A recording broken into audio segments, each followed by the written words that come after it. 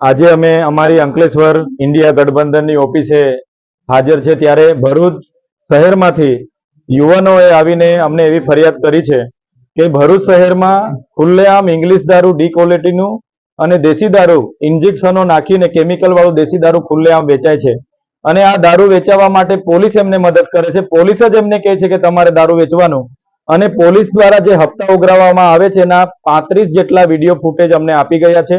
એમાં LCB, SOG અને બી ડિવિઝનના તમામ પોલીસ અધિકારીઓ હજારો લાખોના હપ્તાઓ લેતાના આ વિડીયો ફૂટેજ અમારી પાસે આવ્યા છે.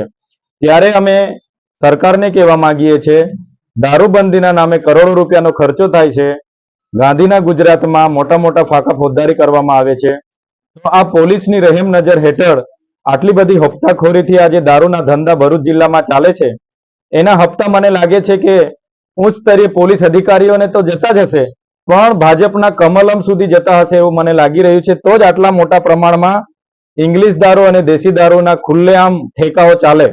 સરકાર અને પોલીસ તંત્રને અમે કહેવા માંગીએ છીએ, જો આ ઠેકાઓ અને પોલીસે જે પણ લોકો આમાં હપ્તાખોરીમાં જોડાયેલા છે એમના પર જો કાયદેસરની કાર્યવાહી નહીં કરવામાં આવશે, જો યોગ્ય કાર્યવાહી અધિકારીઓ પર કરવામાં નહીં આવશે, દિન 7 પછી અમે રોડ પર પણ ઉતરીશું, એ ઠેકાઓ પર જનતા રેડ પણ કરીશું અને આવનાર દિવસોમાં ખૂબ મોટું આંદોલન થશે.